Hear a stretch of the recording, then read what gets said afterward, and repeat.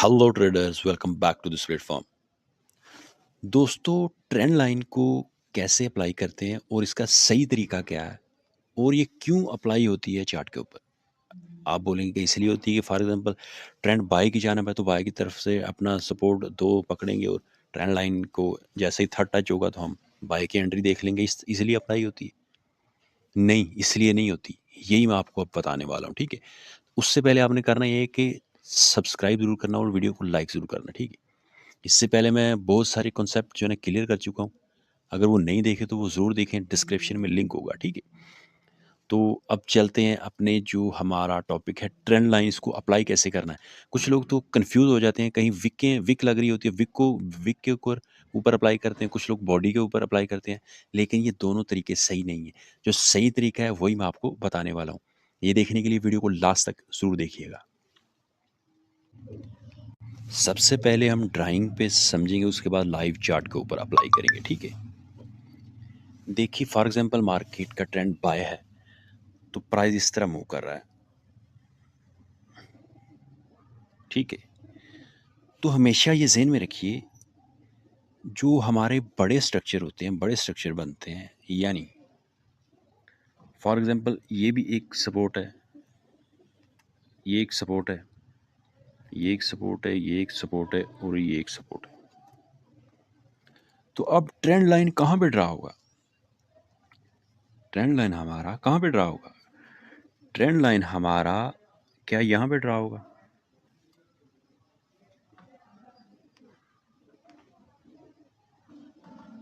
यहाँ पे होगा। यहाँ पे अगर ड्रा होगा तो ये एक फेक ब्रेकआउट हो गया ना, ठीक है? यहाँ पे ड्रा नहीं होगा, वो इसलिए कि जब प्राइस एक और बड़ा रिट्रेसमेंट दे देता है, जिस तरह यहाँ से एक रिट्रेसमेंट दिया है, बिग रिट्रेसमेंट, यहाँ से दे के अगेन मार्केट ऊपर चला जाता है, तो फिर ये वाला हमारा ये जो एक लेवल है इंटरनल हो जाता है, ये एक लोअर प्रोबेबिलिटी लेवल हो जाता है, ठीक है? तो फिर हमारी कोशिश ये होती है हम इस लेवल को ड्रा करें, यहाँ से ट्रेंड लाइन उठाएं, यहाँ से उठा के फिर इस वाले लेवल को ड्रा करते हैं, ठीक है? जो अंदर वाला ये एक लेवल है, ये वाला एक जो बना है, इसे हम इग्नोर कर देते हैं, ये रूल है, ठीक है? अब ये देखिए फर्स्ट टच, सेकंड टच और थर्ड टच, ठीक है? तो इस तरह ट्रेंड लाइन को ड्रा करना होता है। अब क्या विक को लेना होता है या बॉडी को लेना होता है, ये मैं आपको चार्ट पे जाके बताऊंगा। अच्छा जी, सबसे पहले ये आप गोल्ड का पेयर है और H1 का टाइम फ्रेम है, ठीक है? ये ट्रेंड लाइन बिल्कुल क्लियर कट लगी हुई है, लेकिन एक थोड़ा सा कन्फ्यूजन यहाँ पे मैं क्लियर करूँगा। ये देखिए 3 टच हमारे पास हैं यहाँ पे already, first touch, third touch. सबसे पहले आपने ट्रेंड को देखना होता है, ट्रेंड क्या है, ठीक है? ट्रेंड के अकॉर्डिंग लगती है हाँ, हमारी ट्रेंड लाइन, ठीक है?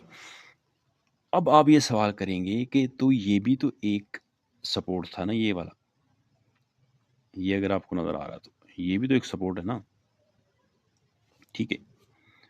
अगर ये सपोर्ट है तो यहाँ पे हमने ट्रेंड लाइन इस तरह क्यों नहीं ड्रा नहीं की, इस तरह ड्रा क्यों नहीं की?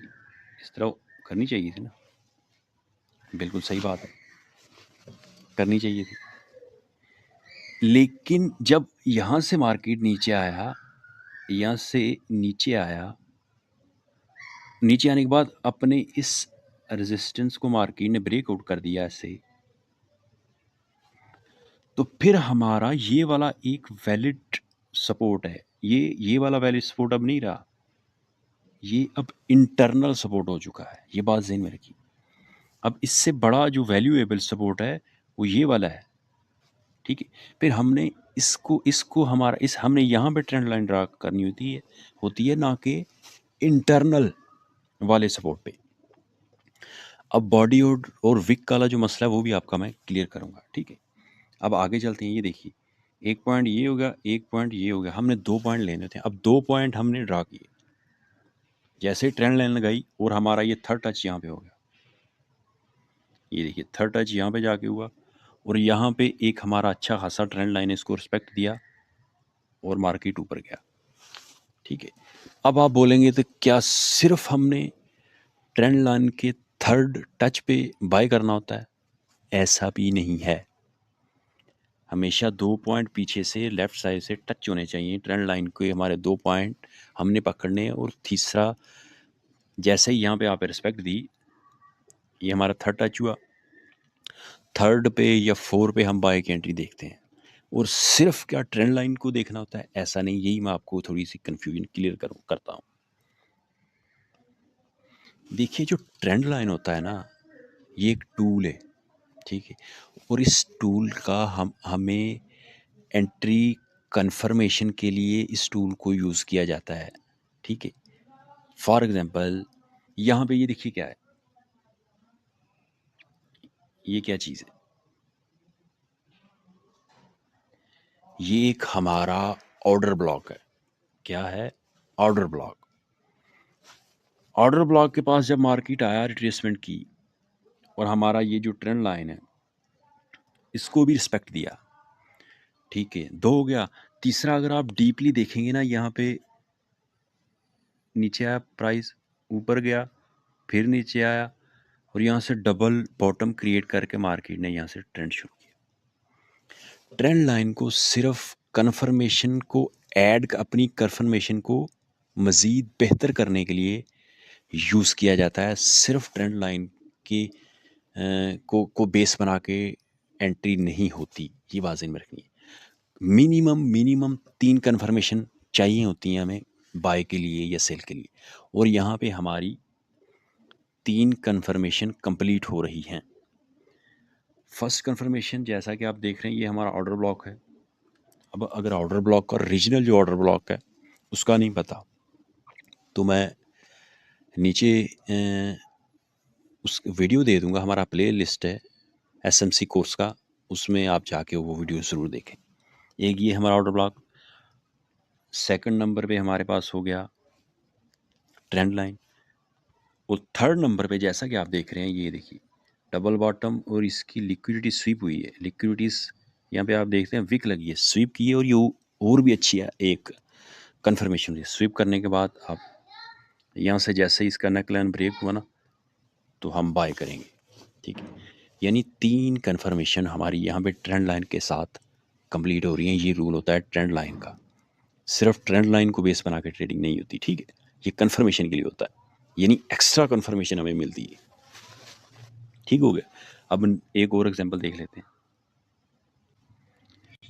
लें जी, एक और एग्जांपल आ गया, ठीक है। यहाँ पे अगर आप देखेंगे, यहाँ तो ट्रेंड लाइन ब्रेक हो रहा है ना, ये ब्रेक होकर मार्केट फिर ऊपर चला गया, ठीक है। ऐसा क्यों हुआ? अब ट्रेंड लाइन जब ब्रेक हो रहा है ना, ब्रेक तो हुआ है, लेकिन हमारा सपोर्ट ये पड़ा हुआ है ना। जैसा कि मैंने पहले भी कहा कि ट्रेंड लाइन सिर्फ एक टूल है, इसको सिर्फ हमारा जो एक्स्ट्रा कंफर्मेशन के लिए हम इसे यूज़ करते हैं, ठीक है। अब अगर ट्रेंड लाइन ब्रेक हो रहा है, तो इसका मतलब ये नहीं है कि ट्रेंड अब चेंज हो चुका मार्केट का, इसका मतलब ये बिल्कुल भी नहीं है, ठीक है। ट्रेंड लाइन तब ही चेंज होगा, इसकी भी मैंने वीडियो बना रखी है। जो बेसिक ट्रेंड लाइन है, जो बिगिनर्स बेसिक जो स्ट्रक्चर है मार्केट का, उसकी भी वीडियो है। चैनल के अंदर जाएंगे, आपको प्ले लिस्ट मिलेगा, उसके बाद एडवांस लेवल का जो स्ट्रक्चर है उसकी वीडियो मिलेगी, वो देखेंगे तो फिर आपको पता चलेगा, ठीक है। फॉर एग्जाम्पल, ट्रेंड हमारा इस तरह एक स्ट्रक्चर चल रहा है, तो हमारा सपोर्ट तो ये पड़ा हुआ है। तो जब तक हमारा सपोर्ट ब्रेक नहीं होगा नीचे की तरफ से, तब तक हम सेलर हैं ही नहीं। तो हमारा स्ट्रक्चर पड़ा हुआ है, कहाँ पड़ा हुआ है? हमारा स्ट्रक्चर का सपोर्ट तो ये पड़ा हुआ है। तो ट्रेंड लाइन तो ब्रेक हुआ है, यहाँ से ट्रेंड लाइन ब्रेक हुआ है, लेकिन ये फेक ब्रेकआउट है। जब तक प्राइस अपना यहाँ से यहाँ से ब्रेकआउट करने के बाद फिर 2 या 2 से ज़्यादा कैंडल या 3 या थोड़ा डीप पुल बैक बनाएगा, उसके बाद अगेन नीचे की तरफ इसे भी ब्रेकआउट कर देगा, तो फिर हम सेलर होंगे, ठीक है। तो ट्रेंड लाइन आप ज़रूर लगाएं, लेकिन अपना सपोर्ट हमारा स्ट्रक्चर का चूँकि ये है, तो ये तो ब्रेक ही नहीं हो रहा, तो इसलिए जब तक ये वैलिड है तब तक आप बाय ही रहेंगे। लेकिन जैसा कि मैंने, अब आप बोलेंगे तो ट्रेंड लाइन का फ़ायदा क्या? फ़ायदा ये है कि जैसा कि मैंने बोला कि 3 कन्फर्मेशन तो हमें चाहिए ना एंट्री के लिए। लेकिन अब यहाँ पे जो हमारा ये जो ट्रेंड लाइन ब्रेकआउट हुई, एक ये हमारी कन्फर्मेशन मिस हो गई। आप ट्रेंड लाइन को कन्फर्मेशन के लिए मिस नहीं यूज़ नहीं कर सकते। लेकिन हम एक्चुअल दरअसल हम है क्या? हम तो बायर है ना, मार्केट में तो सेलिंग है ही नहीं है। तो फिर यहाँ पे अगर मार्केट आता है ना हमारे सपोर्ट के पास, यहाँ से अगर, जैसा कि हमारे पास H1 का टाइम फ्रेम है, आप 5 मिनट में जाएँगे, 15 मिनट में जाएँगे। अगर वहाँ पे कोई यहाँ पे डबल बॉटम बनता है, तो इसे ब्रेकआउट कर देता है, तो ठीक है, ये एक अच्छा साइन होता है बाय का, ठीक है। इस तरह एक्स्ट्रा कन्फर्मेशन आप 2 से 3 आप कन्फर्मेशन यूज़ कर सकते हैं। एक कन्फर्मेशन तो ये हो गई ना कि हमारे पास एक सपोर्ट है। सपोर्ट के बाद लो टाइम फ्रेम में 15-5 मिनट में यहाँ से अगर स्ट्रक्चर चेंज हो जाता है, ट्रेंड चेंज होता है, ठीक है ना? अगर यहाँ से ट्रेंड चेंज हो जाता है, ट्रेंड चेंज होने के बाद तो ये भी एक कन्फर्मेशन होती है। चेंज होने के बाद अगर कोई अच्छा मोमेंटम मिलता है, फिर हम बाय की एंट्री बना लेते हैं। यानी 2-3 कन्फर्मेशन हमें चाहिए होती है। एक साइन पे या एक कन्फर्मेशन पे हम ट्रेड नहीं लेते, ये बात आपने ज़हन में रखनी है, ठीक है? अब आगे चलते हैं।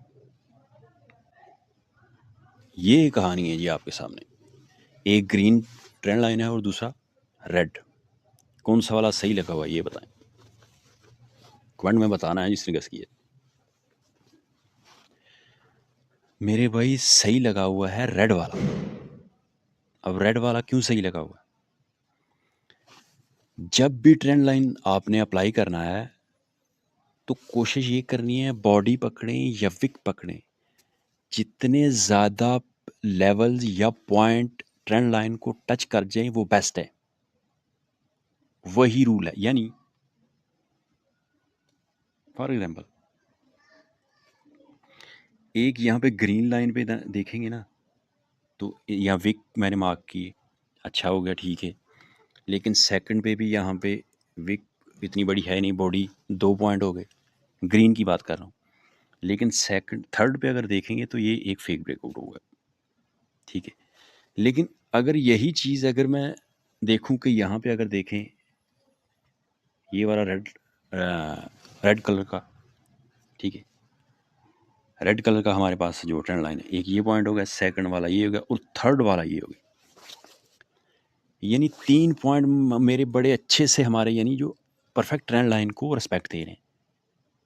तो हम उस तरह अप्लाई करेंगे जिस तरह ट्रेंड लाइन ज़्यादा पॉइंट को रिस्पेक्ट देगी, ठीक है। तो ये बेस्ट लगा है। ये बात भी आपने ज़हन में रखनी है, जहाँ ज़्यादा पॉइंट अगर बॉडी को पकड़ के आगे विक आ रहा है, फिर आगे बॉडी आ रही है, अगर तीनों को बड़े अच्छे से यानी अलाइन करके बैठ रही है, तो वहाँ पे हमने ट्रेंड लाइन लगानी होती है। ये बात ज़हन में रखिएगा, ठीक है। ये रूल होता है। ऐसा नहीं कि सिर्फ बॉडी पकड़ ली तो बॉडी पे लगा रहे हैं, या सिर्फ विक पकड़ ली तो विक पे लगा रहे हैं, ऐसा नहीं होता। बेस्ट तरीका ये है। आगे चलते हैं।